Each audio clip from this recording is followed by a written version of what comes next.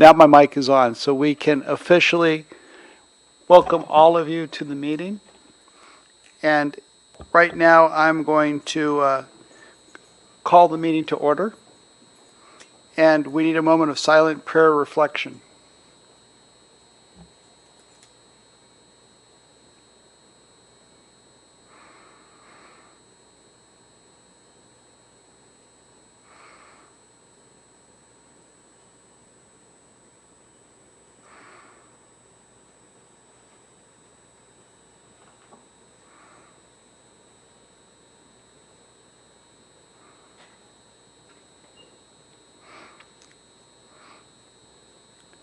And with that, I'll ask Terry to call the roll.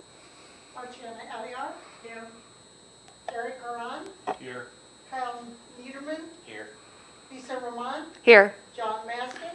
I am present and here. Let's stand and do the Pledge of Allegiance. I pledge allegiance to the flag of the United States of America and to the republic for which it stands, one nation, under God, indivisible, with liberty and justice for all.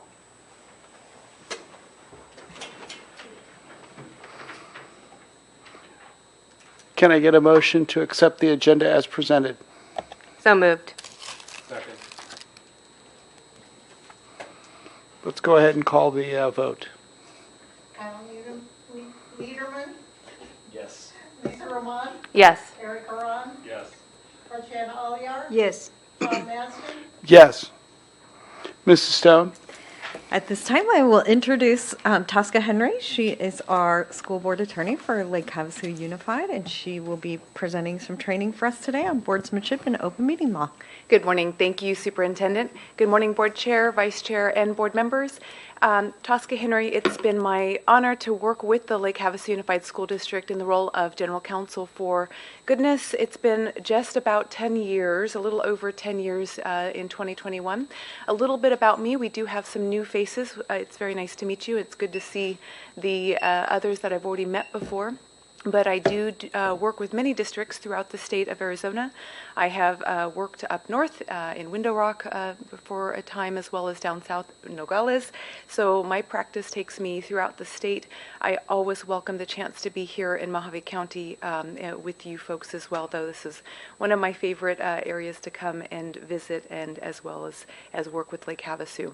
Today we are going to have a two-fold training. It's the first part will focus on boardsmanship, and we'll take a look at some of our Lake Havasu Unified School District policies on serving as a board member, the scope of your authority, responsibilities, board superintendent, board public relations, communications, and some policy aspects. The second portion of the training will be over the open meeting laws and some topics, general refresher on the foundational topics such as your agenda, notice, meeting posting areas and things of that concern, but we'll also touch on social media concerns, some best practices in this age of digital communications and social media as well. Now, your superintendent said, I've got 2 hours. We're going to cover a lot of material in a short period of time. I move quickly and fairly efficiently through the topics. There is a lot of information there, but I would ask this board to stop me at any time with questions and discussion points, because I don't know what areas you may have just recently attended a training on that you don't need me to focus on versus some other areas that we may want to spend a little bit of additional time on. So again, please at any time just stop me with questions and discussion points, and otherwise we will get moving. I like to start the training with just the general scope of authority for a school district. Our authority is based in state statute. Our state legislature has established the scope. We have 44 required duties. The governing board shall. And these cover everything from policies against bullying to providing water for our sports teams and other duties to ensure the health, safety, and educational standards and requirements for our students. Then Arizona Revised Statutes 15-342 outlines discretionary duties that come up. They may not be things we have to do, but items that we may wish to do. For example, we may want to lease land. We may want to sell, purchase other school buildings. So we may do this if we would like to. Now, there's always a procedure. That's actually one of the areas that I get frequent calls on. We have some property that we're no longer using. We're most likely never going to use it. It was gifted to us as part of an estate. What can we do with this property? Can we sell it? Can we trade it? The answer, in short, if anyone is curious, is yes, we can, but there is a process. Sometimes we have to get a vote of our population, not during every instance. But again, 342 says these are other duties and authorities that you may undertake as a school board if you need to carry out your educational mission and purpose. Our policies are derived a lot or take a lot from the statutes that we just referenced. We have three main board powers. The legislative function, of course. You are the policy makers of the school. You are authorized by statute to adopt all needed policies and regulations for the organization, evaluation, governance of the district. You're also the executive, so you have the executive function. Now note, Policy BBA does delegate primary executive and administrative functions to your superintendent. Your third main function is the appraisal function. How well are we doing as a district? So you set policy, and then later you need to, on an ongoing basis, be determining whether or not the board policies are being implemented and whether or not they're working. How are our educational programs, as driven through and by board policy, how are they actually educating our students? How are we doing as a district? This is something that folks generally tend to relate to a board evaluation, but in my experience, it's not. It's every single meeting. You are essentially carrying out duties that touch on this. You may make decisions based on legal parameters as set by board policy. That doesn't mean that the inquiry stops there. Is that board policy outdated? Do we need to have a discussion at some later time? And your superintendent does, as she moves forward, identify areas for recommendation for the board for revision areas at times. I don't know if I'm pointing this in the wrong place. What are some common school board responsibilities? Hiring and evaluating the superintendent is one of the most important duties of a school board. And again, that goes along with the chain of command that we'll talk about in just a few slides, but one of your roles as the governing board is to hire your chief executive officer, so to speak, and that's your superintendent, and then ensure that she is carrying out the board policies. The budget is another very important area because that's where you set your strategic goals for funding measures and then ask staff to carry out the programs through the budget. Establishing policies we've also touched on, curriculum, adopting a school calendar, approving personnel actions, closing or constructing schools goes to your long-range planning, and then always assessing board and district effectiveness. You're not a stagnant body. You're to be growing and evolving as time goes by. Policy BBAA, all power of the board or all authority of the board lies in its action as a public body. This is a good reminder for especially new board members. Now again, pardon me, Member Niederman and Member Arand, I'm not familiar with your specific background serving on, for example, a school board or other boards and associations, but I get questions from other districts with new board members that say, well, I went and spoke with so-and-so and the district needs this and the district needs that. Individual board members must be careful that although you are a representative of the district, you also don't have the authority to bind the district to speak on behalf of the district unless you are specifically authorized. We'll deal with that in just a few minutes, though, because that happens usually very, very rarely in my experience working with schools and other public entities. But you can't hold yourself out to the public or to the district as being able to bind the board or as the board itself. You are one member of the board, and individual board members exercise authority over district affairs only by way of votes taken at a legal meeting of the board. Now, I just mentioned that an individual board member may speak on behalf of the board or exercise authority over district affairs when and to the extent only that the board as a whole has delegated through a legal vote such authority. And let me give an example. I just recently worked with another school district in another county on an exciting transaction with another public entity for some extensive park facilities.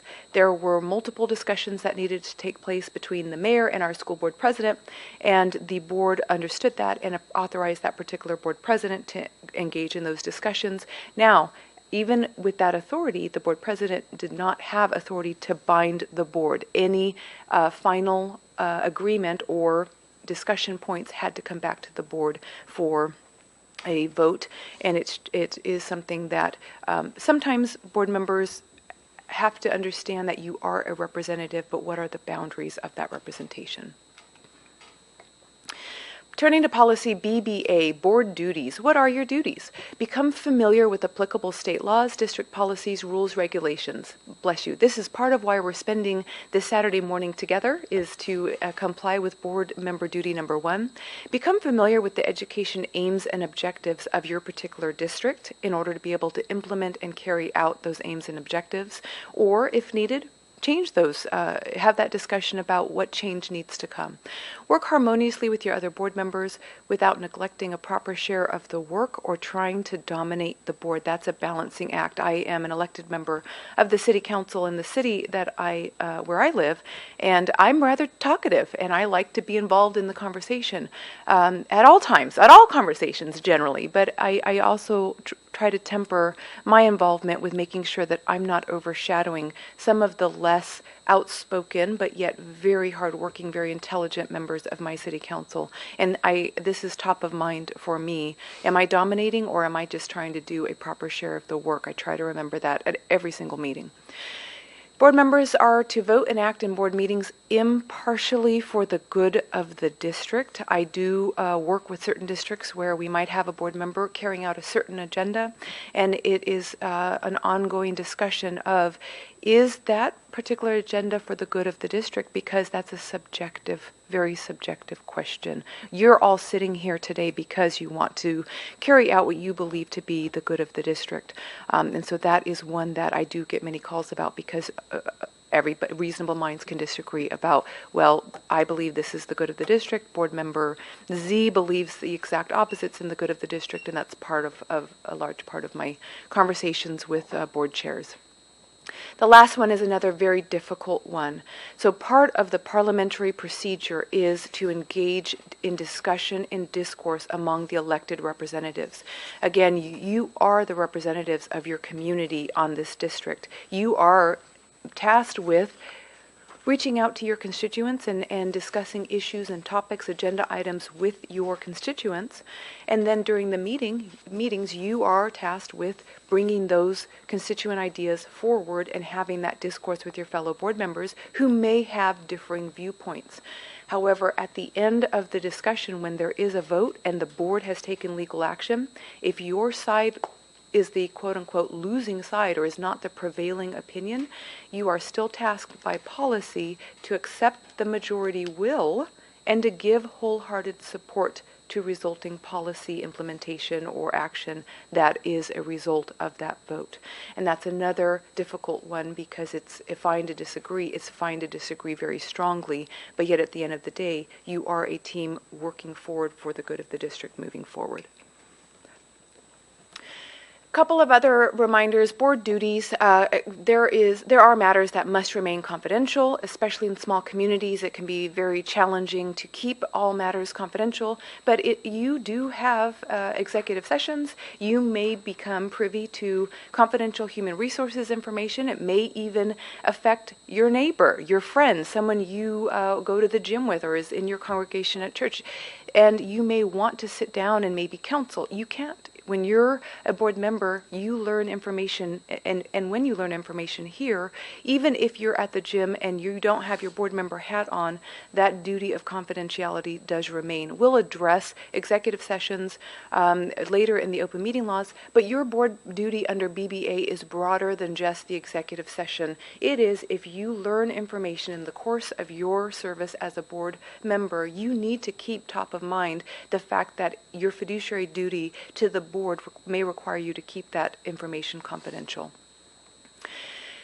You're tasked with representing the board and the district to the public in a manner that promotes interest and support.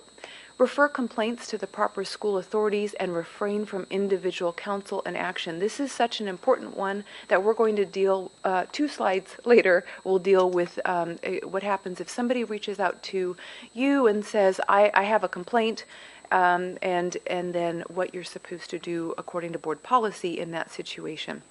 And then the last is kind of a catch-all, perform other appropriate duties that may arise. Moving on from BBA to the scope of authority. So, school board members, we've just had a few slides on what your authorities and duties are, but a few best practice reminders. As an individual board member, and even as a board as a whole, you're not tasked with implementing policy. The board sets policy, hands it off to your superintendent to implement. If your superintendent is not implementing policy, you have an evaluation and or a meeting, a discussion, a pulse check, so to speak, with your superintendent to report on what's happened. Why is the policy not being implemented? Did we not fund it appropriately? Did we give our superintendent an impossible task without the tools that she needs to be able to carry out the policy? That's something that we've been seeing with COVID. Hey, you need to educate your students. You need to do it in a safe and responsible manner, but you still need to do it on the shoestring budget that you've got. So, we have staff who, again, are trying to implement policy, but it is the board's overarching duty to ensure that there are the tools provided to go ahead and make sure that it's carried out. A school board member should not evaluate staff apart from the superintendent.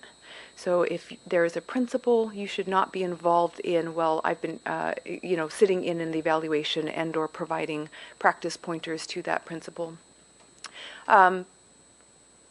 Please don't serve on a board to carry out a personal agenda or become involved in activities outside the authority of the collective board. That one is a little bit harder to understand because we do ask you to become involved in activities. That goes back to the overarching practice pointer of you can't bind the board. You can give your own opinion. I, as individual board member, can't speak for the board, but here's how I believe this should be carried out, or here's an addition to the curriculum that I believe is important, or another item. However, that has to come before the board for a board decision. An important piece of your role as a board member is board member ethics. I think I'm skipping through. I apologize. I might have clicked too many times on the clicker, but just a reminder to overarching, don't lose sight of the goal. Your students are the only reason you are here and the only reason the school board exists. Policy BCA for board ethics. You're tasked with, quote unquote, improving public education, and that's important because you're not tasked with providing, it's improving. That again this is not a stagnant position. This is a constant, what are we doing, what are we providing, and how can we make it better or improve the education for our students. The educational welfare of the students is your number one goal, and how BCA says you carry out this task of improving public education, show up and be informed. You're required by policy to be fully prepared for meetings, render decisions based on the available facts. I did read a quote that without having good facts, it's hard, it's very challenging to make good decisions. So you do task your superintendent administration with providing available facts, wherever possible, neutral, without a bias, and as much information to show all sides as possible. And then again, making decisions based on the good of the entire organization. We'll touch on conflicts of interest later. It is a separate bullet in board ethics, the board ethics policy, and it's just the overarching reminder, you may not be in a Technical conflict of interest, which again, we will deal with the statute and our board policy for what is an automatic conflict of interest per se, but is there perhaps an appearance of a conflict of interest, or are you voting in a particular manner using the board position for personal or partisan gain, even though it's not an express conflict of interest as per policy. Board ethics say, no, you are reminded not to vote in that manner. Then also work with your fellow board members, establish effective board policies, delegate authority for the administration of the schools to the superintendent. What we're beginning to see here, and we're only 3 or 4 policies in though, are a couple of reminders in pretty much every policy, and a key one is the scope of the board versus the scope of your superintendent. Even in your board ethics, this is taken exactly from the board ethics policy. You are tasked with delegating authority for the administration to your superintendent and not becoming overly engaged in day-to-day management of the school district. Now, I hear questions from school board members about parliamentary procedure, and folks like to reference their Roberts rules. In fact, I had a board chair that brought Roberts rules to the first few meetings. We don't actually follow. We have our own parliamentary procedures.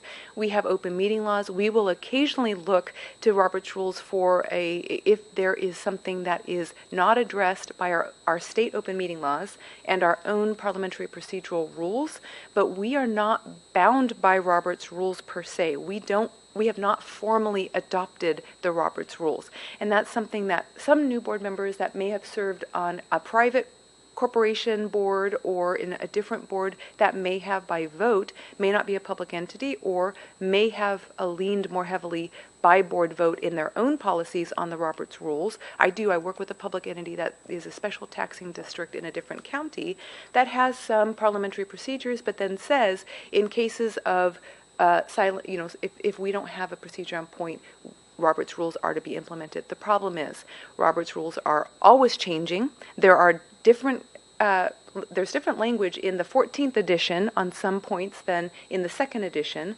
and they're also not always in compliance with our open meeting laws and our own policy. So I just wanted to make sure and touched on that we again have our own rules, and the open meeting laws are overarching even with our rules.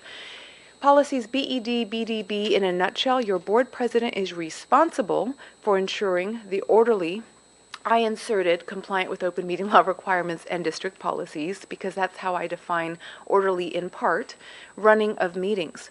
A topic must be agendized in order to allow for board discussion and proper notice to the public. Your board chair is tasked with actively listening. If there is discussion, is the discussion related to the topic that was agendized, or are we veering too far off on an unrelated topic? If so, it is the board chair's duty to bring that discussion back onto the agendized topic or a reasonably related topic, which we'll also touch on a little bit later with the open meeting laws. Has the discussion veered away from the subject at hand? Also, the meeting pace or flow. So the board chair is tasked with allowing for, quote, full and complete discussion. However, the board chair needs to balance that need for full and complete discussion with the need to address all agenda items. Those of you who have served on the board for a while, when we start a meeting at 6, it's one thing to have good, thorough discussion, but when we're getting a little bit later, 9:30, 10 o'clock, you haven't eaten, you've got your kids saying, we need help with our homework, where are you? Do you ever feel yourselves being a little bit rushed through the last 3 topics so that you can get home and eat? It is basic common nature. So part of the board chair and our superintendent's task when you're putting the agenda together, be very mindful of, are these items too lengthy for one meeting? Should we space it out to the next month? If it can't wait until the next month, should we have a special meeting? Because each agenda item deserves full attention, and just, again, with human nature, that's not always possible when it's 10:30. I know as a city council member, if I'm hungry and tired, I'm frequently wanting to rush over some important discussion points that should not be rushed over. Board chair, you're also responsible with orderly board and public comportment. And if folks are not being respectful to the board as a whole, to staff, they're making loud noise, hisses, guffaws, things along those lines, that's not allowed. This is an open meeting. Many of my public entities are video recording or audio recording the meetings. There needs to be a clear record, and 5 years down the road, if somebody is listening, it's very distracting if there are loud sighs and just other audible sounds of agreement or disagreement. So please be mindful that it is your job to, if you need to ask folks to leave, feel free to do so. Then, Board Chair, legal action requires a motion, so making sure that we don't move on from a topic that actually needs a motion, a second, and a vote, even though it may have been fully discussed. You've given very clear direction to staff, but if we're, for example, spending money, a significant amount of funds, and we actually need legal action to approve that, make sure that we don't move on before we do. Now, what happens if we have a motion? So we're a 5-member board. We operate under a parliamentary procedure that you have to have a majority vote. So you have a motion, you have a second, you have 3 members vote yes, you have 2 members vote no. That one's easy. You have a passed motion. Opposite scenario, 2 members vote yes, 3 members vote no. Motion fails. If you have a motion, there's no second, it dies for lack of a second, and you move on to the next agenda item. Or if somebody has a revised motion at that time and that one is successful, you have a second, you have 2 board members vote yes, you have 2 members vote no, you have Board Chair Masden who has recused himself from the conversation because of a conflict of interest. What happens? Of course, a majority vote, that motion also fails. I don't think with our district, just from some of the meetings that I've observed, that you have any problem with the votes and making sure to tally the votes that win. We did have a recent, not recent, it's been actually 2 years, a few years now, change to the record, the minute keeping requirement for votes.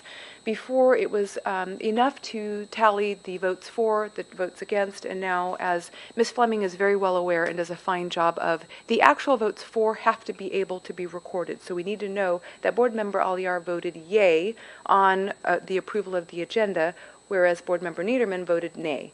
And that's frequently okay to do when there is a roll call vote, so long as Ms. Fleming not a roll call vote, when there is just one vote, so long as Ms. Fleming can hear each one of you audibly give your response. But now with folks wearing masks or not always speaking into the microphone, it is generally much clearer for a board clerk or secretary to be able to do a roll call vote instead, and that way have not just her handwritten note of what was a particular board member's vote, but also a secondary resource such as a video or audio. Now, that, especially if you're meeting remotely, that can increase the length of a meeting significantly. So I have some boards that will do a hybrid mix of, they will, for say a consent agenda, they'll say all members in favor and it's aye, any against, there's none opposed. That's easy enough for your board clerk to deduce, well, the vote of every single member where there were none abstained and all were in favor. Board superintendent relationship. Again, we've been touching on this already in essentially every policy. The board establishes policies, your superintendent implements. Policy BDD specifically uses the term Chief Executive Officer of the district when referring to the superintendent. This has actually, I was litigating a case on behalf of a school district in a different county, and the Arizona Rules of Civil Procedure, they have since been revised and amended, and there is more clarity for plaintiff's attorneys suing public entities with multi-member boards on how to serve a school board, for example. However, I had a case where a school district was being sued. Only the school superintendent was served because the rule of procedure at the time said you are to serve the chief executive officer of the school district. At the time, there was a case law. Our Arizona Supreme Court had interpreted the chief executive officer as all of you. All 5 of you, because none of you can take independent action on behalf of the board or binding on the board by yourselves. You are a body corporate, and you act as one unit through your vote process. However, with the board policy at the time that said superintendent is the chief executive officer, this was the same ASBA policy in effect at the other district. Well, the superintendent got served, nobody else did, and so then there was the issue through the court system of, well, nobody was served. superintendent wasn't the appropriate person. So we litigated that. The court ended up ordering that the plaintiff cure service and served all of the board, who by the time that had happened already all had good notice of the lawsuit anyway, and we're all involved and ready for it. So it was just an interesting situation, but it brought to light and was an example for me of just how nomenclature in policy can affect the district's legal rights in an important manner. Communications with staff. Policy BHC deals directly with communications with staff and sets the clear roles of the board and the superintendent. Your official board communications, your policies, your directives, even a concern, those are to be communicated to employees by the superintendent. Similarly, your employees are to exhaust a similar chain of command working from the employee end of the spectrum, and they must first communicate school or employment-related topics utilizing the chain of command at the district level. If the chain of command has been exhausted, and only then may the employee communicate in writing with the board on the matter, and the board is not to accept anonymous communications from an employee.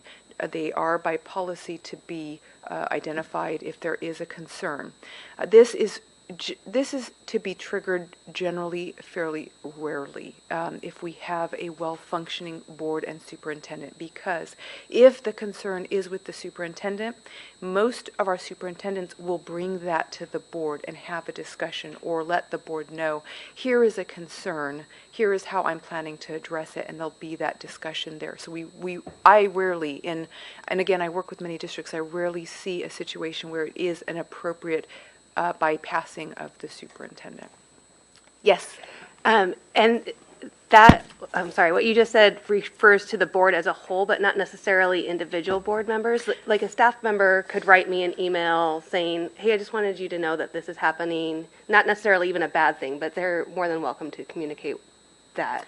So that's a good question. Question is, this last bullet, or actually this entire policy BHC, is that dealing with the board as a whole or with a staff communication concern to one individual board member? We will, we have another policy that directly addresses that latter situation, where a staff member reaches out directly to just one board member. And that is an excellent time. This is an excellent time for clarification on this slide. This is if the board as a whole is going to be considering the matter. So let's take an example that I dealt with. We had a business manager in a different district, different county, that believed that the superintendent was harassing the business manager. Gender, race, and sex were the items that had been identified. The business manager tried to, or the allegation by business manager was, I've tried to speak with superintendent multiple times. I've tried to ask that this particular conduct stop. It has not stopped. That employee then wrote an email to board chair, copied all of the remaining board members, and said, per policy, very similar policy BHC, similar language, per policy, I am writing to advise that I have these concerns, and this is what I've tried to do, and I have exhausted. It was a direct report, so it wasn't as though it was a kindergarten teacher who needs to go to their supervisor, generally a building principal or an assistant principal, depending on the district, and then up the chain of command as per that particular district's chain of command. So that was a triggering of this policy BHC. I've exhausted my remedies with the superintendent. What we'll see later, there is, if you personally, board member, get a complaint from a staff member, you're to refer that back to the chain of command. You're not to engage in your own investigation. So if that business manager had emailed only you specifically, not the rest of the board, our board policy would dictate that you then follow up with Superintendent Stone and say, Superintendent Stone, kindergarten teacher, I apologize already. This is not to do with any kindergarten teacher at the district. It's just the role, the position. Has a concern with you. Are you aware of it? And if so, have you addressed it? And that would be the proper chain of command by policy, as we'll see later if someone reaches out to you. That happens all the time. That happens to me on council. I'll be at the grocery store and someone will say, hey, I really don't like how your city manager handled. I got this the most recently back in March, April, where there were some budget cuts because we didn't know what was coming with COVID. We were having to pivot as a city with some of our programs, and there was a particular position, very well-liked fellow in our community, was reduced in force because of some budgetary decisions that our city manager made. And I got a lot of comment from the public about that. Sat down with our city manager, talked it over with him. I didn't like it. This fellow was also a good friend of mine, but I also recognized after I sat down with our city manager and then forwarded that complaint on to him. So that is how our policy dictates that be addressed. Did you have a follow-up question? Okay. I can tell you I had something similar happen with me, Yes. where I had a parent contact me about a transportation issue. I sent her to the transportation department's top guy Okay. and said, talk to him because that's the appropriate person to talk to within the district. And that's an excellent response. The reason I fall back on our superintendent as well is because she, unfortunately, it's not really fair, but she's tasked with knowing everything. Even if she doesn't know everything, folks assume she knows everything. And so it's good to say, here's our transportation director, speak with him, they'll iron this out, but it's always a good idea to make sure your superintendent is aware because, again, everybody assumes she's aware of everything, even if she's not. And I've worked with superintendents. When they get blindsided, it's never good for the good of the district. So always direct to the appropriate person, and to just be mindful, does Becky know this? And if not, next time you guys are having your board chair and superintendent chat, maybe bring her up to speed that, hey, this is what happened. Now, board communications with the public. This is policy BHD. It's very similar to your communications with staff, your official board communications, policies, concerns, action, etc.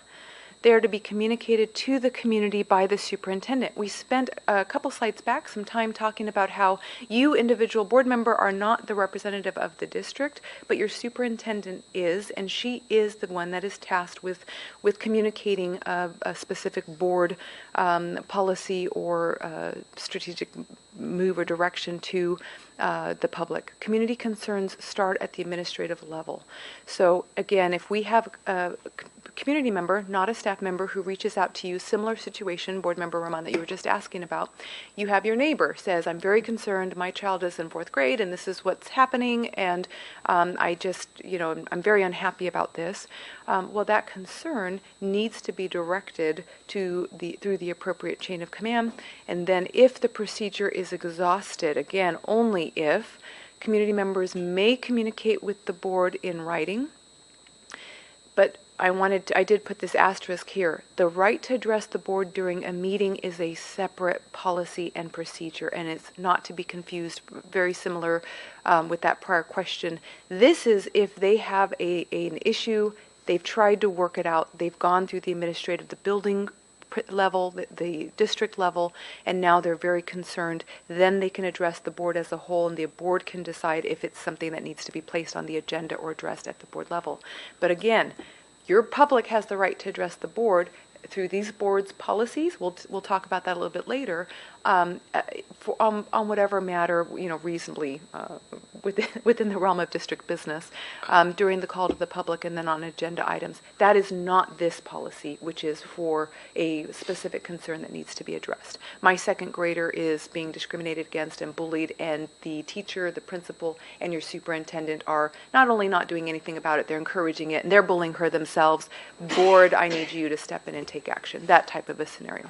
One quick question Yes. is, if we have like the newspaper ask us for comment, what's a comment from a board about any specific policy, is that something we should refer back to the superintendent, or is that something that we should feel comfortable with saying, this is my opinion as a board member, not the board's opinion, and give an opinion on that? And Vice Chair Ron, that's an excellent question. That is something I've sat in or through similar trainings, and depending on the attorney that you ask, you might get a different response.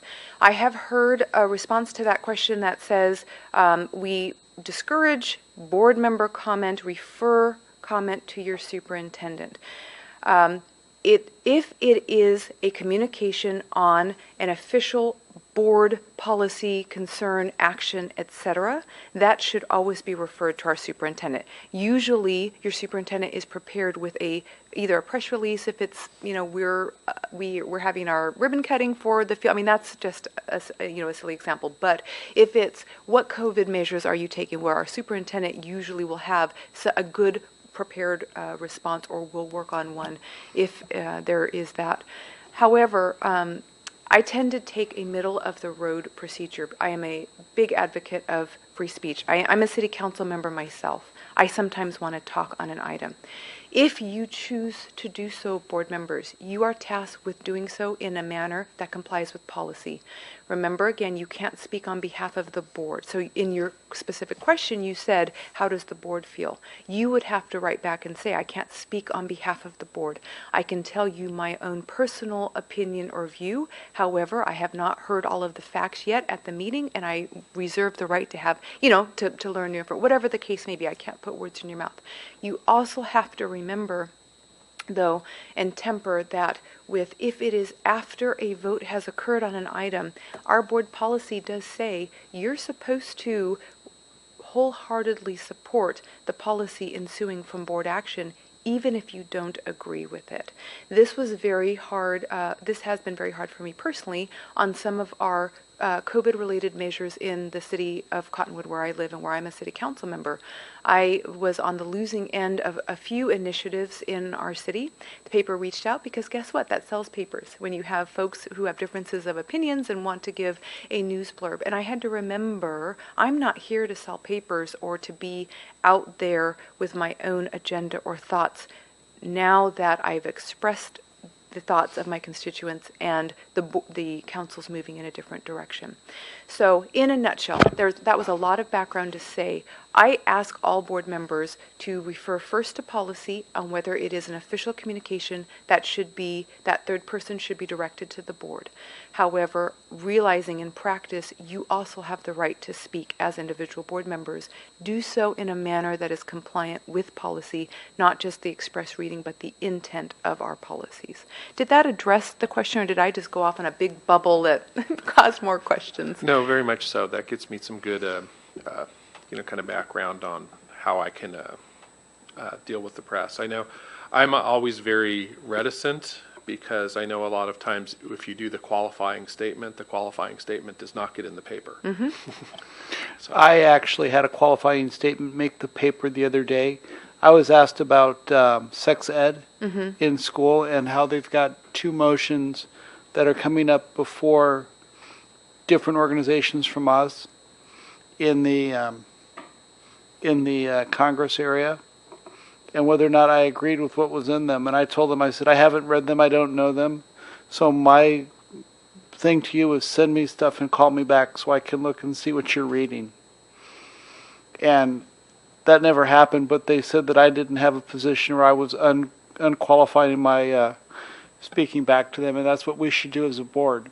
We should be able to say, I don't have anything in front of me, I don't have facts, or I'm not going to comment.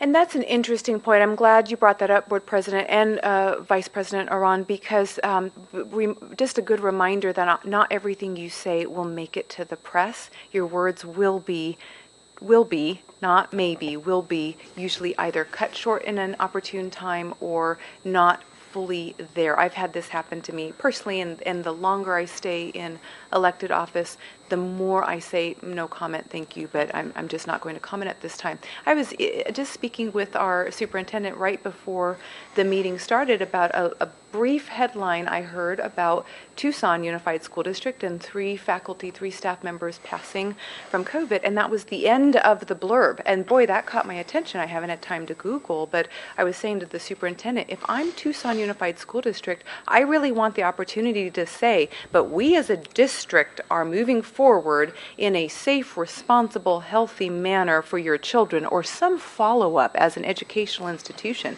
But the broadcast, the media, news media, has that great little blurb that, boy, got my attention, but what's the rest of the story? So just a good reminder of that issue. I also make sure that I ask the press when they contact me, have you spoken with our superintendent? And the reason why I do that is because I'm not a chief executive for the board. I'm not responsible for making sure every school comes online with this. So let's put it to somebody who is. Agreed. I think that's always prudent. All right. We're still dealing with communications with the public, but here, as we've touched on earlier, we have a complaint.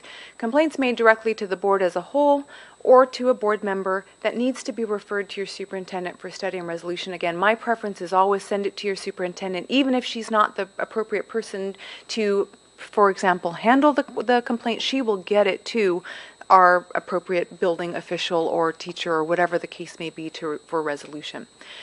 If the matter relates to a student, so we have public concerns complaints, regulation KER, teacher, so you have your next door neighbor who has a parent, that parent in the 4th grade, they come to you, Board Member Rahman, I'm so angry at my teacher, she's letting this bullying go on against my student.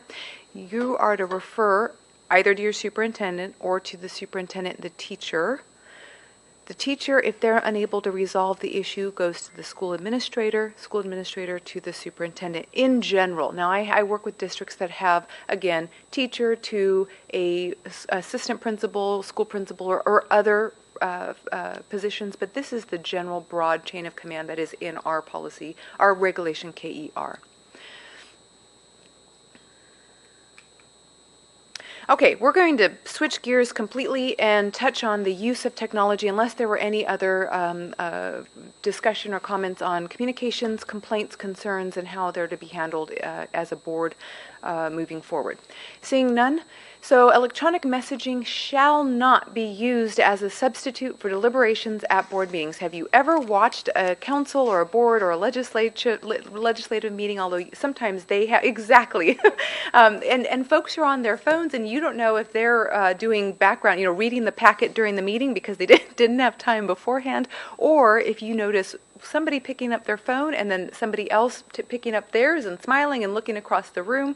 That type of behavior is not to be allowed or condoned because that sends the message to the public that we're conducting a meeting through the use of our phones, perhaps when we should be actually having discourse or disagreement. So be careful about electronic messaging. Also, your text messages.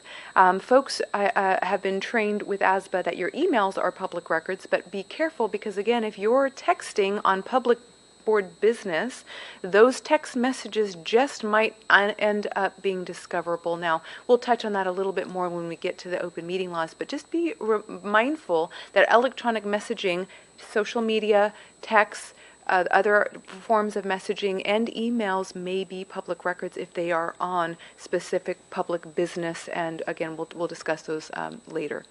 Now, here for our use of technology, EGD, passive receipt of information from staff via electronic messaging does not violate open meeting laws. So say you get a text blast from your superintendent that says, we just had a school bus accident, everybody's fine, but the video was not functioning, has never functioned, and this will be on the agenda for tomorrow night's meeting to discuss. So we have a communication that does have legal action there, discussing why or how or what to do with the video system on the bus, and that something happened, but that passive messaging to give you information does not violate the open meeting laws and is okay. Do we have a question? What I generally share are things that are open record anyway, like a meeting like this that's got a YouTube video. I'll share that on my John Madison LHUSD page, or if LHUSD is making their own posts, I share those as well because those are public records to begin with. And that's just fine. And we're going to actually spend, I think, about a whole slide on board member use of social media and what to post, and kind of some of the best practices that we have that are developing now for that. But I always want you to feel comfortable as a multi-member board if you do get passive information from staff, and then even if you personally respond back to your staff with a follow-up question, how many students were involved, when did that video stop functioning, as long as nobody else is, or not more than a quorum, although I like to keep it very clear lines, is also a member of the board on that responsive correspondence, then you're okay. And that takes us to the third bullet point there. May communicate with staff. So Vice Chair Arand, you can communicate back with your superintendent and less than a quorum of the board, where the topic substance is not shared with any other board member at the same or an earlier later time. Let's talk about that. We're going to spend a couple more slides later, but here, since we're on this slide. So you get that text blast from your superintendent. She says, we had this bus incident, and we're going to talk about why our video is not working on the buses at the meeting. So now, Vice President Arand, you write back and you copy board member Roman, because you've talked about transportation and the faulty video system before, the two of you. And so you send back a string of questions to our superintendent about the equipment and our staff training on the equipment, and some, is there a warranty, some other items. That's just fine. You have two board members. There's not a quorum. Although, again, wherever possible, I always like to keep it clean and just have that one board member. Let's avoid even that other board member, but you get to pick one. The problem is then, a week later, right before the governing board meeting, you run into board member Niederman at the grocery store, and you're just so frustrated about the lack of video, that video system just not working, that you then vent to board member Niederman while you're choosing oranges, and this has just got to stop. We have to do something, and I want to bring you up to speed in advance of the meeting. We've just violated our open meeting laws because we have communication between three of you on the topic of that video chain, even though two were via text message and one was in person at the grocery store. Continuing the use of technology, our board policy dictates this statement. I believe we're compliant, but if we're not, I'm sure we will be. This policy EGD says you must have this statement on your email messages to ensure compliance with open meeting law. Board member recipients of this message should not forward it to other board members, nor should board members reply to this message. And then also a reminder, electronic communications must be segregated and maintained so that these public records may be inspected if necessary. A best practice is to use your district email account for your district business. Now, I work with some other boards that have challenges with access to technology. Internet is not always such that they're able to download or process larger files, or they have challenges, and for some reason it seems to work better from a personal email address. I don't like it. I like the clear boundary of use your board email wherever possible. It's a public record. You don't really have the same expectation of privacy as you have with your board email address as you would with your personal. However, I also do understand that there may be times when there's necessity, you have to use your personal email address for a valid reason, such as downloading a file, or I'm not quite sure, you're having trouble accessing your official board email for some reason. You may use your personal your personal email address, but be mindful that you need to segregate that email and that string if there is back and forth, and be able to access it because it is a public record. Switching gears from use of technology to conflicts of interest, we're going to touch very briefly on these. I have very few conflict of interest issues arise with all of the districts I work with. This is a simple help. My wife's employed by the district. May I serve on the board? Of course not. Board policy and also our state laws, spouse of a person employed by the district may not serve on the school board. Slightly nuanced, my wife owns a security company, would like to install an alarm system for the district. I am our board president. Is this allowed? Now, of course, assuming that the security company goes through any procurement bid process or whatever, depending on if you're a small school, larger school, etc., our state law, our board policy does not prohibit the contract if they are the successful recipient of the award. However, board member is not allowed to. It's not a may not, shall not vote nor participate in the deliberations. In fact, you should announce, fill out the form. We do have a conflict form, and I am always a fan of physically distancing oneself from the podium during that discussion, so that it's very clear you are not a part of the discussion and you're not trying to influence in any way. Policy BCB, conflicts of interest. We have three main areas: in voting, in employment, and then in procurement, which we just touched on. Voting, you may not vote on the appointment, employment, remuneration of a member or a dependent at all. Employment of a dependent of a board member requires board approval. So you have an adult child that's still living in your household. You may not vote. They may work in the district, but the remaining board needs to approve. Now, how about your adult child is a teacher in the district, does not live in your household? Our current policy defers to the Internal Revenue Code definition of dependent. So they are not considered a dependent. You can bypass this process. Procurement, any contract in which your employee, or your relative, we go very far out for procurement, has a substantial interest in a contract, a sale, a purchase, service, or a decision, you declare and recuse. That is the one that is probably, if I get any questions on conflicts, it's probably on procurement, but it is very seldom triggered and really a non-issue. Just please be aware it's out there. Legal liability as a board member. Good news, you are not legally liable for claims against the district in general. That is a general blanket provision.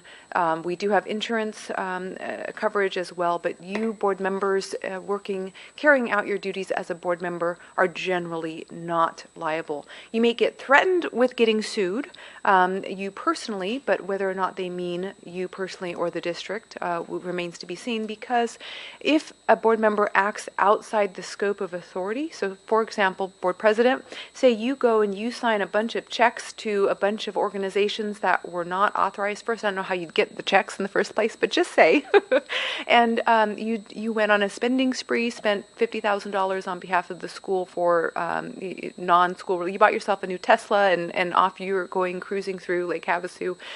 Then you're clearly acting outside the scope of authority and would not be covered.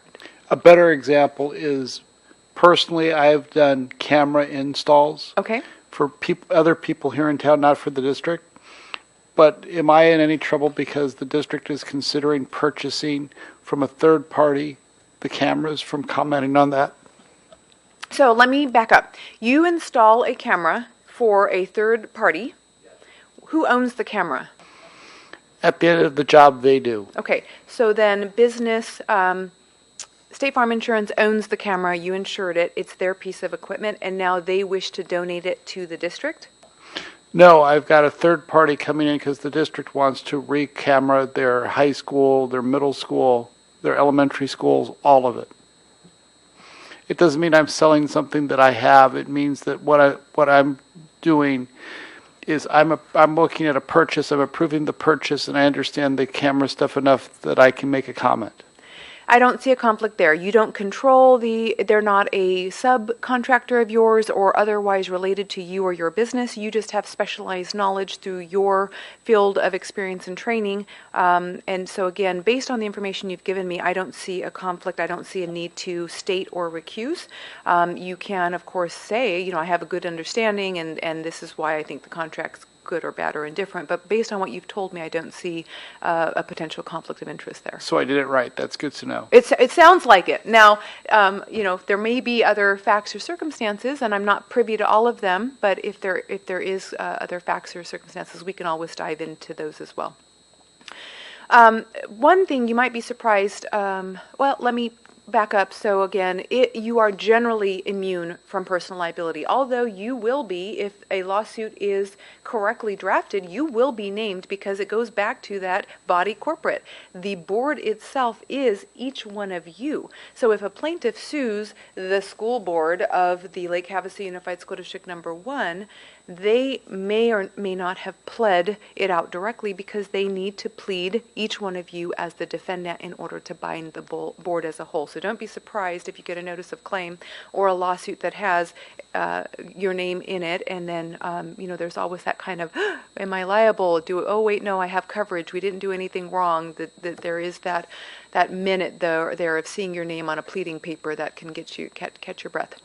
Now, if you do act outside the scope of authority, or if you commit an intentional tort such as assault, then the school, you are not immune from that, or if you violate the open meeting laws. We're going to transition now to talking about the open meeting laws, but I don't want you to be worried about legal liability and open meeting laws. I want you to be concerned and have the open meeting laws top of mind every day, but I don't want you to be worried about legal liability. I really only see legal liability triggered if there is a knowing, intentional attempt to circumvent the open meeting laws. Generally, the Attorney General's office, the Ombudsman's office, or if they've referred it to the county, they try to educate and correct behaviors and not punish. We'll talk later that there are actual personal, you could be fined, you could even be tried, depending on the circumstances, but it takes a lot to get there. So I did bold this on the slide, but now when I'm reading it, I don't want the takeaway to be if there is a violation that you will be personally liable for an inadvertent text message that you send to every member of the board and discussion, et cetera. I have one quick question Yes. on the conflict of interest. Just kind of, in my own personal situation, I am a math professor at ASU here in town. So let's say we are considering dual enrollment. So if it's a dual enrollment and we're talking about dual enrollment in general, I have experience with that, much like Chair Manston did with the cameras. So I'm comfortable with that. But then if we discuss going into a contract with dual enrollment with ASU, that's something I would have to recuse from. Is that correct? Well, yes and no. So I take a generous view on conflicts of interest and recusing, because even if there is not a conflict of interest, there is frequently an appearance of a conflict of interest, and you could deal with a big headache just where if you had simply recused, you wouldn't have to deal with that later. The claim of, oh, well, ASU gets preferential treatment because of Vice Chair Arand. So be mindful of the policy may say one thing. Now, this is another area where, depending on who you ask, you're not receiving a direct financial benefit from that contract. So when I look at the exact language of board member conflict of interest in BCB, so again, it is you having a substantial interest in a contract. Do you, as a math professor, have that substantial interest? When we dig down into the Attorney General opinions, it's generally tied to financial benefit. So unless, again, you're getting a substantial interest there, that's generally one where I would say, say you're asking me, say this is coming up on the next meeting, and Superintendent Stone calls and says, Vice Chair Ron has a question because he is a professor. My answer to the superintendent would be, that does not, in my opinion, trigger the policy. However, be mindful of the appearance of the conflict, and he may even wish to read a short statement on the record that says, I have consulted with our legal counsel. I do not believe this to be a conflict of interest. Now, let's change it up a little bit.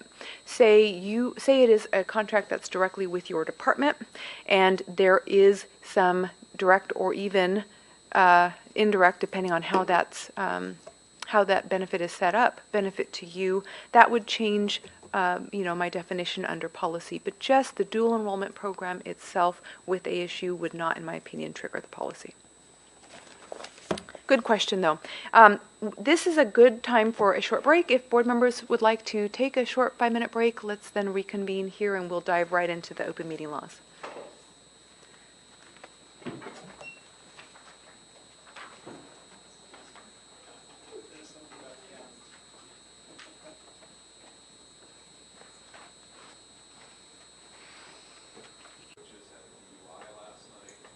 Oh my. Yeah. You didn't say Brady any of that, come on. The hope was in kindergarten the year that Brady went to church. You already got Are we back on? Yes, we are. All right, so turning to the open meeting law portion of the presentation, If you thought we moved fairly quickly through the boardsmanship and policies, we're going to move even more quickly through open meeting laws because a lot of the main foundational items you already know. We're just going to be building on those today. I am going to slow down and take some time, though, on some of the social media, video, chat, questions and best practices because that is developing, but we are going to move very quickly through open meeting laws, big picture. Again, set of statutes that mandate that the board deliberative process be open to the public. Notices and agendas must contain such information as is reasonably necessary to inform the public of the matters to be discussed or decided. You do have folks that have issues that they want to hear the board discussion on, and they look at your agendas and may not attend a meeting, or they may attend the meeting believing that's going to be discussed. So just be in, have top of mind that folks do look at what's going to be addressed, and if an area is not really related, maybe tangentially related, should it be placed on a later agenda so that the public has clearer notice? Most likely the answer to that, if your questioning, is yes. Who is subject to the open meeting laws? You are. You are a school board, a public entity that falls squarely in the definition of 38.431. When do the open meeting laws apply? A meeting is defined in the open meeting laws as an in-person gathering. That one's easy. We're in a meeting right now. But it's also defined as communications through technology, phone, email, fax, who uses that anymore, text messages, social messaging, any form of communication of a quorum that discusses, proposes, or takes legal action. This includes deliberations, so expressing an opinion, not just I vote yes on that when we're going to discuss it, but talking about, well, would this be better for the district or would this be better for the district? That opinion process is potentially a trigger for a meeting. What is a meeting? Ask yourselves two questions. Is a quorum, here we're a 5-member board, so are 3 of us gathering? Again, gathering can be in person, can be electronic. And then is that quorum during the gathering discussing, proposing, or taking legal action? When you really boil it down, it is a very broad prohibition on communications between a quorum of the governing board. If you don't have a quorum, it's not a violation. Earlier I said pick one. There's 3 of you, you get to pick one, and that gets to be your topic buddy for the life of that topic. And that is, again, something to remember if you have a discussion, Vice President Aron, Board Member Roman, again, about that video system on the bus. You're the bus video buddy for the 2 of you. Now, that doesn't mean that Member Niederman can't have a separate discussion with Member Alyar about that same video system on the bus, but as long as then the 4 of you are not discussing with anybody else, then we don't technically have a violation, but just remember you get to pick one and that one has to last. Beware of wheel and spoke communications, where we start with one person and then we then communicate with several other spokes on that same communication. And then outside of an official meeting, things to watch out for: meeting with individual members which exceed a quorum, so one-on-one meetings that exceed a quorum, reporting what other members said to other members, and also polling the members or using staff to determine members' opinions. This can be really hard when you have your pet projects finally coming to the board. That video system you believe is getting changed, but it's going to cost a lot of money that the district just may not have. We're going to be scrounging for that. And boy, you've been having ongoing meetings with your superintendent. Do you think the board's going to approve this? You can't do that. You can't have Superintendent Stone go and meet with all the other board members and find out how they're going to vote. Now, she can have discussions with board members on that video system so long as she's not reporting back to other board members' opinions on that topic. Did we have a question? But we've had great video on our bus system. So I need to find a different example. Okay, noted. Continuing the question of what is a meeting, series of one-on-one discussions on board business outside of properly noticed agenda. I think I've driven that point home. Board members may not direct staff members to communicate with other members. And then again, overarching thing, passive receipt of information, fact-finding, investigating on board business, not a violation of the OML, so long as you're careful about with whom you're sharing that information. To further dive down into what the term discussing, proposing, or taking legal action means, proposing legal action, that means to put a topic forward for consideration, discussion, or adoption. It includes deliberations, which are defined as discussion of facts and opinions regarding actual or potential board business. And this is more of a sticky wicket because it's easy for the items that you know are coming up on the next agenda. It's a little bit more extended where it's an item that could potentially be coming up, but maybe it's not yet reached fruition for this board agenda. Email communications we're going to spend very little time on because they're a pet favorite of every single open meeting law training. The reason why I spend as much time as I do is you could replace the term, and in fact I probably will next year in my when I go around and do similar trainings, I'll just put electronic communications, which would include digital, video, etc. Any type, the same types of restrictions that apply to all other form of communications apply to your emails, your texting, your instant messaging. Emails among a quorum that discuss, propose, or take legal action on matters that may be reasonably expected to come before the board constitute a meeting. The emails do not have to be simultaneous. Proposing a topic for the agenda via email is allowed if no legal action is proposed. A best practice, though, is don't do that. I've had that question from multiple different boards that they want to send an email. They want their other board members to know they're emailing the superintendent in writing per policy that they would like something on the agenda. We do have a policy that allows that. But be careful because just by adding 2 or 3 words, you could be potentially violating the open meeting laws. An example of that, please agendize a discussion about school lunch menus. That does not propose any type of legal action. But then contrast that with, please put food company's contract on the agenda. It needs to be terminated immediately because I ate school lunch today. It was awful. Our kids can't eat that slop. That does propose legal action. If that was sent out to the entire board as a whole, we'd have an issue. Beware of social media, friends with board members, and then passive info versus viewpoints. Those are 2 I'd like to take some time to comment on. Earlier we heard Board President Masden say, well, I will frequently share information about the time, date, location, perhaps an agenda or how to access an agenda for a public meeting. That is passively sharing information. And do we have an open meeting law violation there?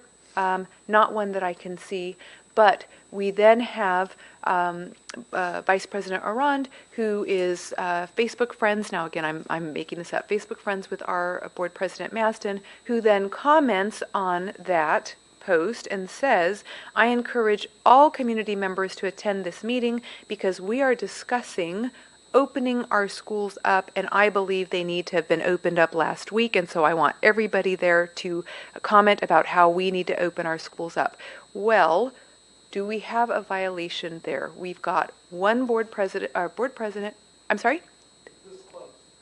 We are, as our board president just said, we are this close. Here are some things to think about with social media. Who else is seeing that post and learning how our vice president feels? Are you friends, board president, with other school board members? Are they liking that comment? Which, if they do like that comment, is that agreement with the comment? That's a vote. So, where again, some best practices would be, don't be friends with other school board members on social media. If you are friends, don't like their posts, don't comment on their posts, don't share their posts. Best practice is just don't be friends with them. Now, use good judgment. If you are friends with community member John Doe, who is friends with board president who's sharing that post, and then are you liking on a shared post or commenting on a shared post, etc.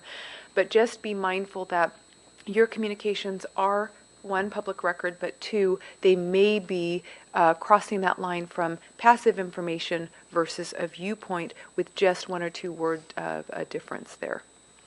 The reason I don't have too many good, solid examples, we don't, this is still a developing area. We don't have many Attorney General opinions. We do that address social media, bring them under the umbrella of communications that you have to be on the alert for as far as the open meeting laws. But as far as violations, we're still working with educating folks to make sure that you are aware that your messages, your social media communications need to be treated as though they are any other communications. Yes, Board Member Roman. Not to pick on Mr. Masden, but he did earlier reference the fact that his Facebook account clearly identified. Sorry, my microphone wasn't on. I'll repeat what I said. Not to pick on Mr. Masden, but he did reference earlier that his Facebook account clearly refers to him as a board member with our district. Does that give him an extra responsibility or duty to take care with his posts because they could be viewed by the public as official board communication? And taking the personalities out of, or the specific members out of it, a best practice response would be anytime, even by virtue of being a board member, whether it is on your email signature or on your social media account, folks know you are a board member and you are tasked with keeping that in mind. If you'll think back to our board member ethics policy, you're directed at all times to comport yourself in line with the district standards and the district policies and procedures. That transcends just Facebook, just social media, and crosses into all areas of your life. Do we want our school board president driving down the interstate, flipping off every single person for no good reason? Just a silly example. But again, that's not social media, but that's an example of in day-to-day life. What I did on purpose with my profile is I made a business page for my LHUSD profile. And what I do with that is I don't put anything up other than today I took a picture of the room and a picture of the first couple of lines of the agenda. And I put that up and I said, okay, here we go. But my thought process with that is I have a personal profile and I have a public profile. And that profile is set up as a business page, which gives me a different place where I can put stuff about LHUSD. And what I generally share on that is a video about LHUSD or another LHUSD posted thing. So I use that for as a company page. So I think that's a better way to separate myself from being LHUSD and not being John Masden, private person. And to take that one step further, I'm going to task each one of you, even if you have a personal page, bear in mind, again, you're still tasked with your communications on your personal page should be tempered with the fact that you are still our board president. And Board Member Aliar, same for every single board member sitting around here. You are still tempered.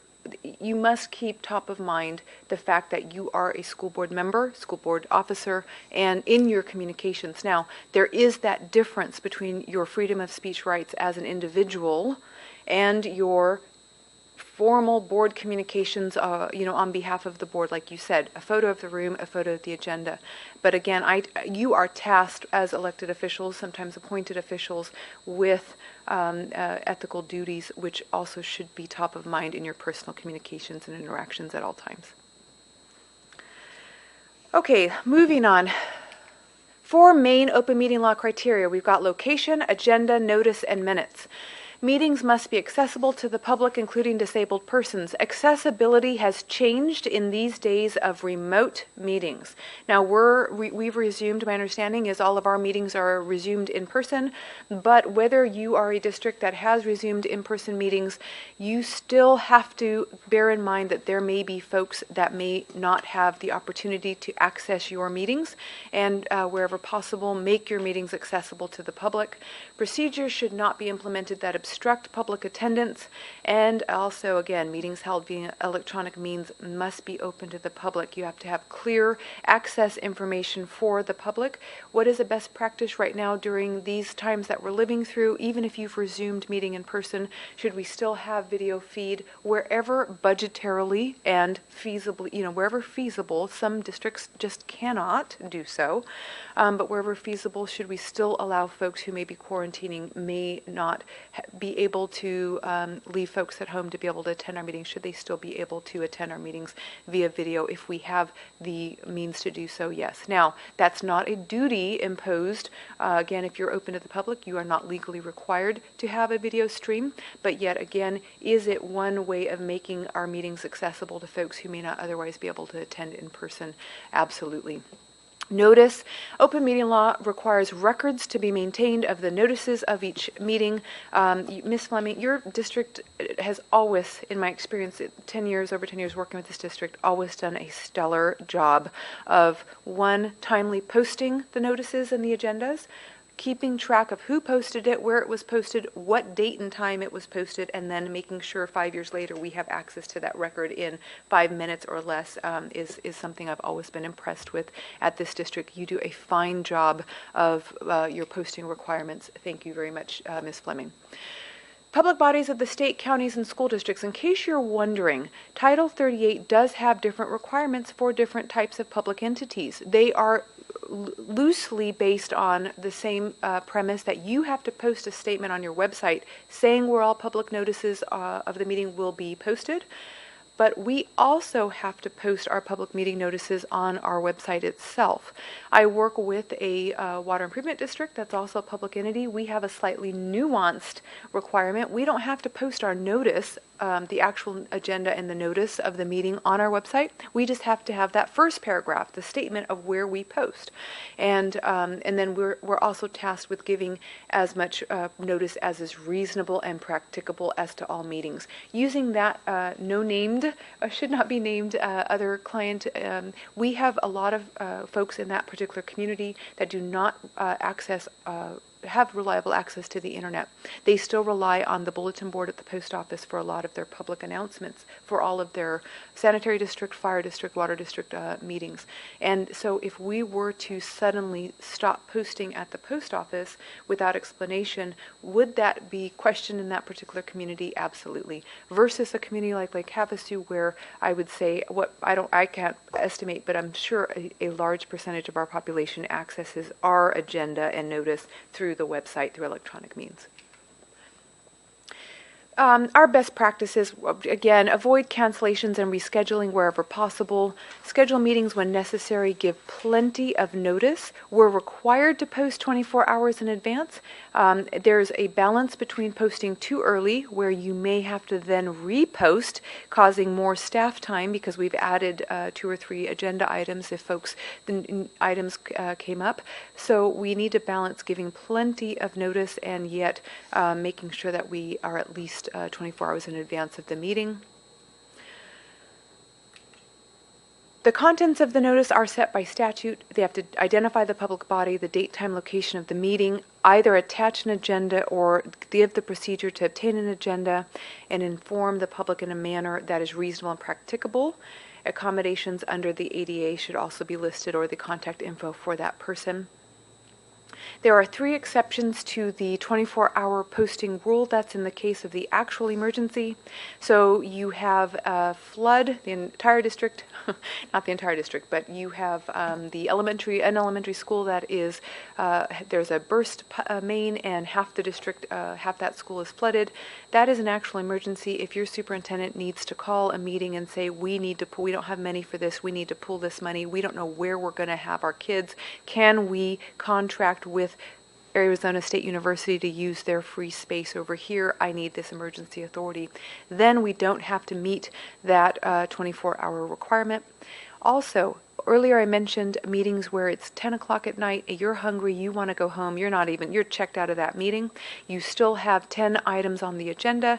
We started the meeting in a properly noticed form, and we then announce on the record, we are going to recess and resume this meeting tomorrow at noon after we go home, get some sleep, and eat some food.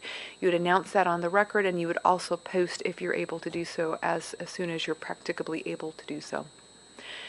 The one exception that I want to spend a little bit of time in is if there is a violation of the open meeting law. Say you are on a discussion, it's a great discussion, but you have veered so far off of the agenda item that you're not even within the realm of reason, but yet this discussion is so good and important, there's a vote taken, and then you realize the next day, wait a minute, that wasn't anywhere on the agenda. Whoops, we need to ratify that. You have to give 72-hour advance notice of the meeting in order to ratify a prior act that might have been taken.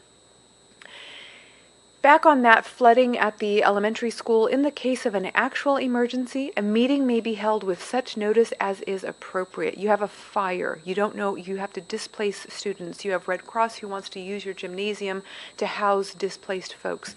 How much meeting notice is appropriate? Perhaps 5 minutes. Perhaps you don't even post an agenda and you have the meeting, but then as soon as afterward, notice must be posted within 24 hours declaring that an emergency session was held, listing the topics of discussion.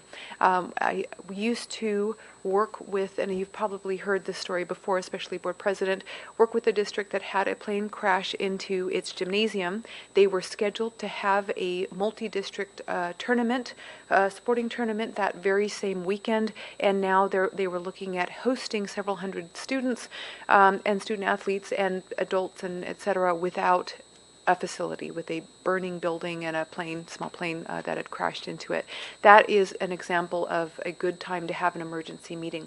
But I can tell you, in my many years of working with school districts, I can probably enumerate 3 actual emergency situations that were worthy, so serious enough from a time perspective, to bypass the 24-hour meeting requirement. You can frequently, even if there is an emergency, you can frequently still comply with getting an agenda posted and having a meeting.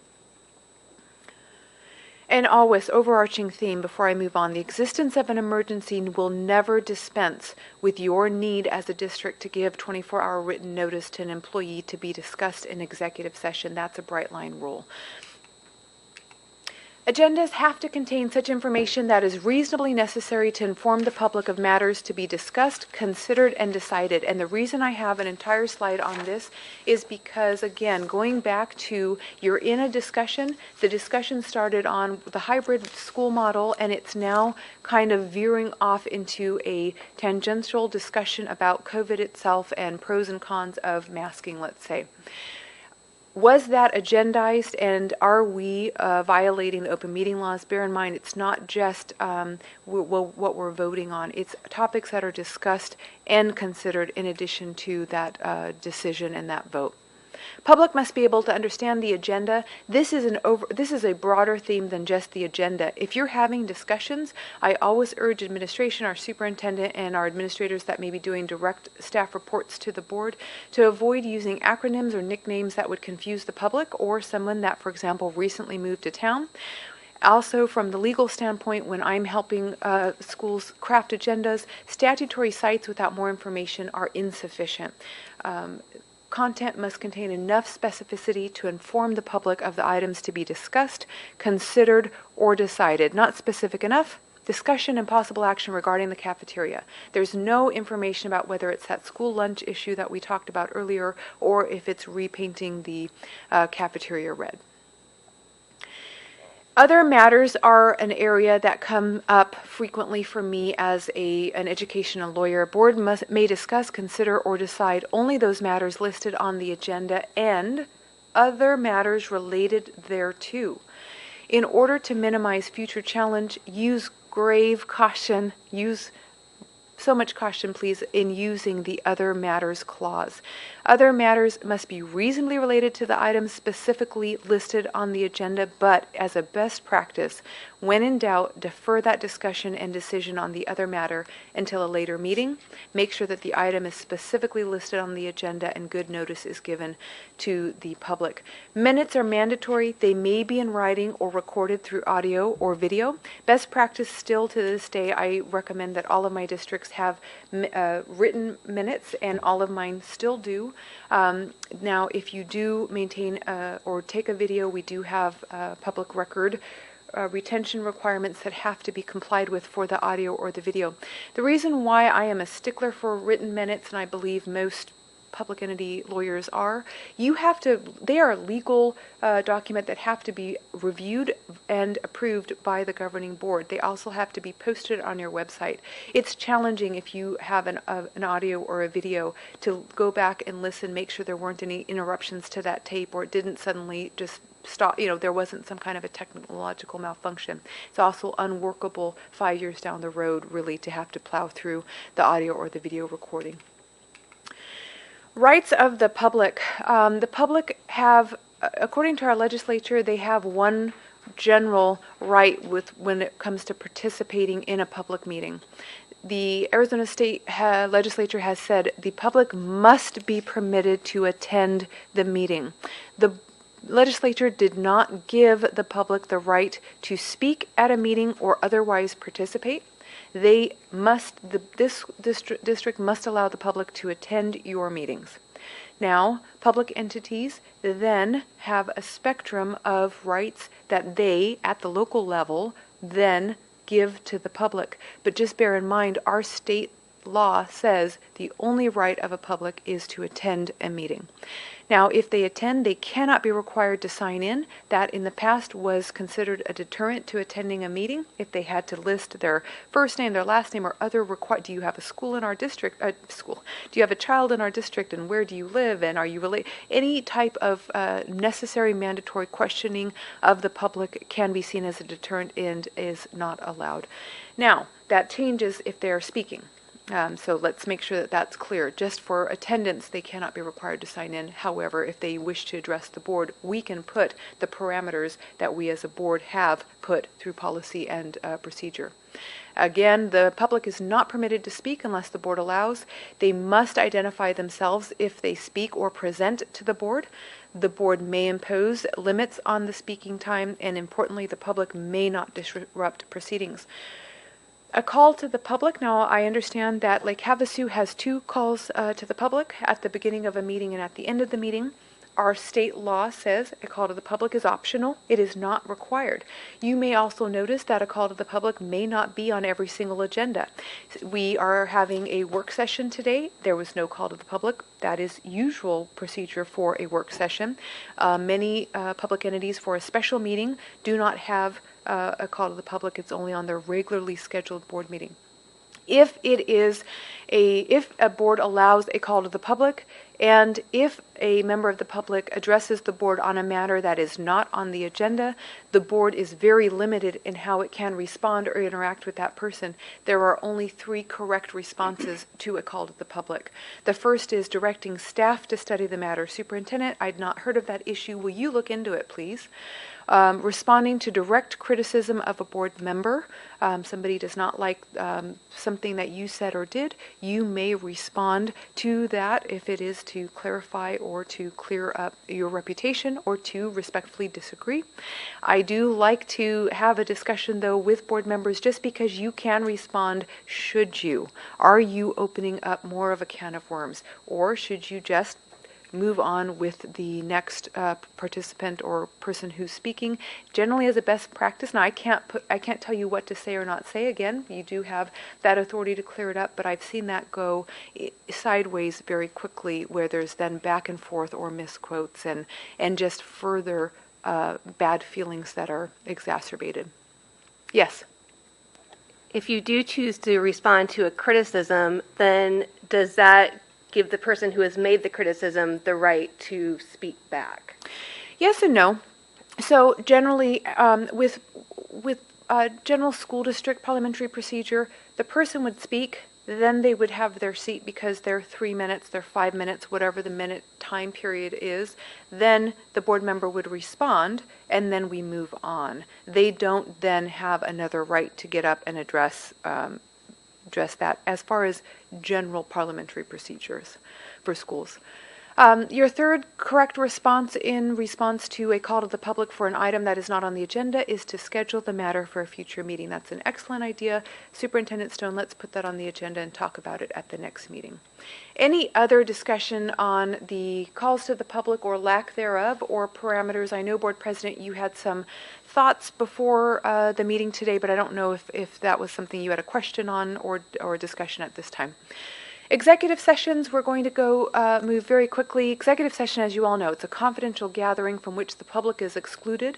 We recently expanded the reasons why a school can go into, well, any public entity, not just a school, can go into executive session to address some of the security challenges that have been faced, and then also in order to discuss some items that may directly impact public entity daily operations, and really expanded the need, although there are many items that would still fall under legal advice that you could still enter into executive session under A3. However, sometimes it is good, for example, with the security plan, if you don't necessarily need to have legal counsel there, you now have the right to go under a separate executive session.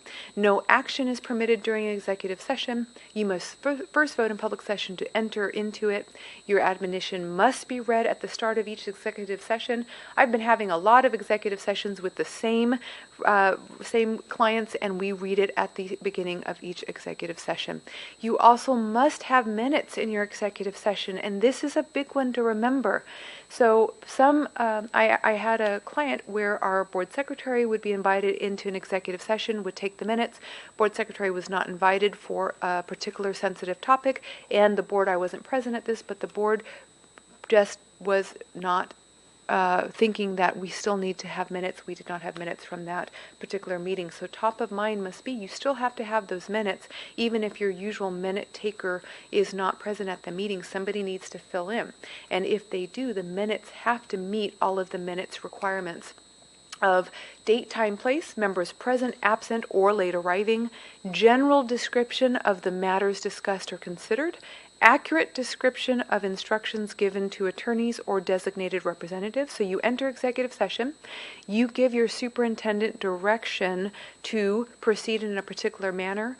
You just have to have a general description of potential litigation of that video system on that bus was discussed. Direction was given to Superintendent Stone to call the video company to discuss replacement under warranty of the video system.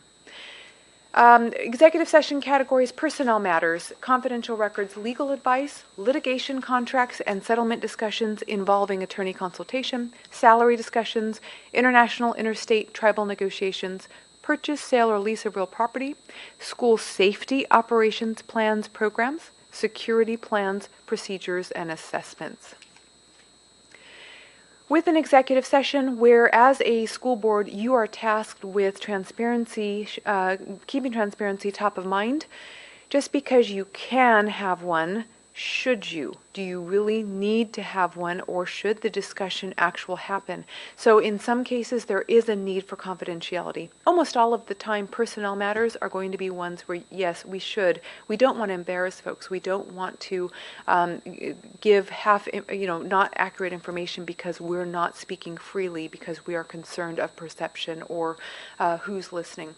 So with personnel, and especially demotion, termination matters, again, use A1 and get into executive session frequently. But other questions, yes, we can have one, but just because we can, should we be transparent and have that discussion in regular session? If it is that employee matter, we just heard that an emergency meeting can never deprive an employee appointee of the right to that 24-hour written notice that they will be discussed in executive session.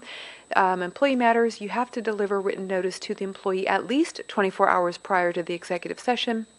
What is the right of an employee? So you get that notice. Do you have the right to attend the executive session with the governing board? No. Now, be mindful that the board may invite you into the executive session if the board chooses to do so. Otherwise, your only actual right as an employee is to compel that the board hold that discussion in public session instead of in executive session.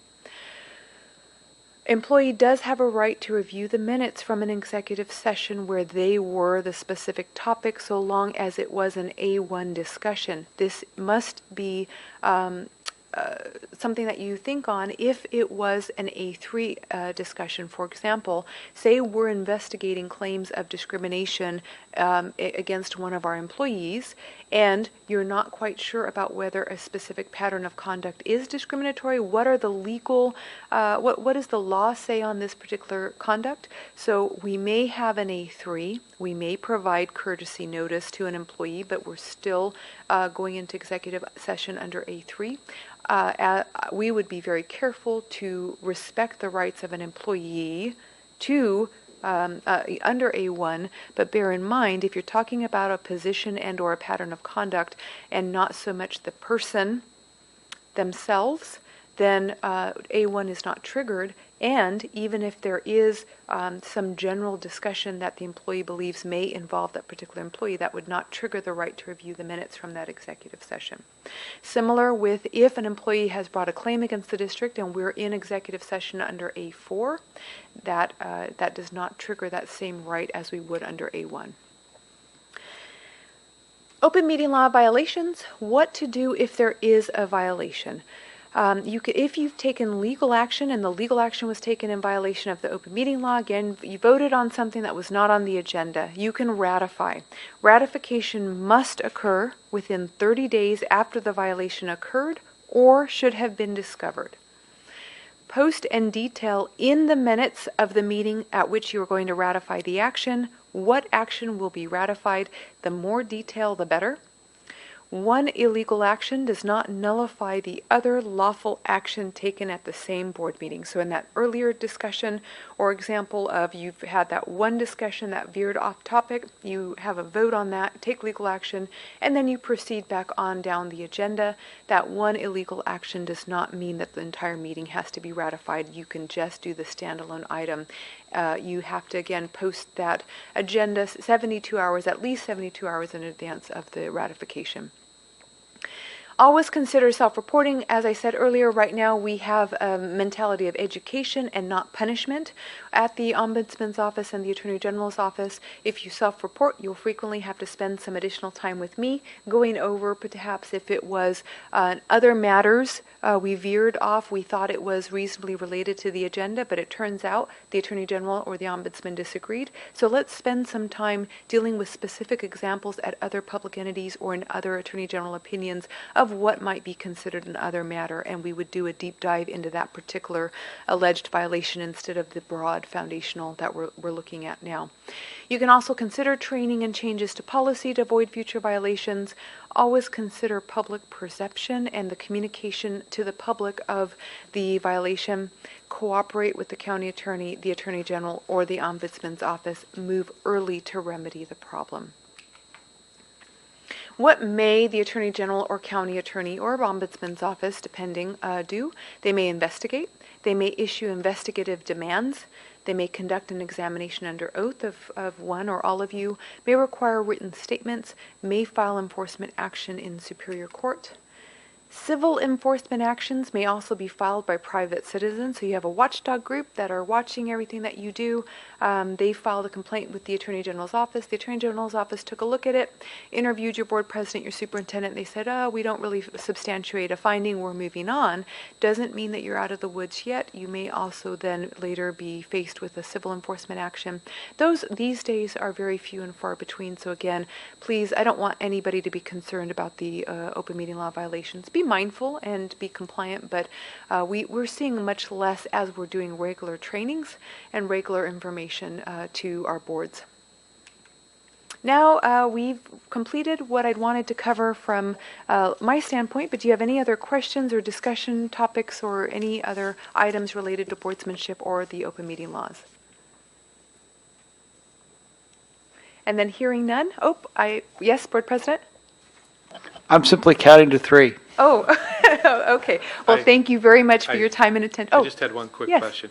So, and this is just, if we wake up in the middle of the night with a sweat about a question that we had that we didn't think of today, how do we get that answered? And that's an excellent question because we actually have a board policy directly on point. Your board president and your superintendent are the only two that are specifically authorized to reach out directly to me. There is a number of reasons for that policy and why it is to be used through that chain of command. If you have another question, how I would urge you, Vice President, to proceed would be either say to Board President, hey, Board President, I had a quick question for Tosca. She touched on this, but we didn't really go into it, or this just came up. Can I call her or email her? And in my experience, it's always been okay. You can also talk to your superintendent, say, hey, superintendent, I had this come up, and usually she'll give out my number or an email. But just so the board as a whole knows, we do have a policy. Your board president is authorized, your superintendent is authorized, and or her designee. So if if superintendent says, Terry, please send this off to Tosca, that's also an approved practice in this district. But that is a very excellent question. We do have a policy on point. So thank you all very much for your time and your attention. It's been a pleasure. So thank you. With that, I've got one announcement. Tuesday, not the next Tuesday coming up, but Tuesday the 16th at 6 p.m., we are going to meet again as a board, and that will be at Lake Havasu High School's PAC, which is a great room. And with that, I'll entertain a motion to adjourn. Second? Eric Duran, Yes. Lisa Roman, Yes. Kyle Niederman, Yes. Marchana Elliar, Yes. John Maston. It was great, so yes. Thank you. Thank you very much. We are adjourned.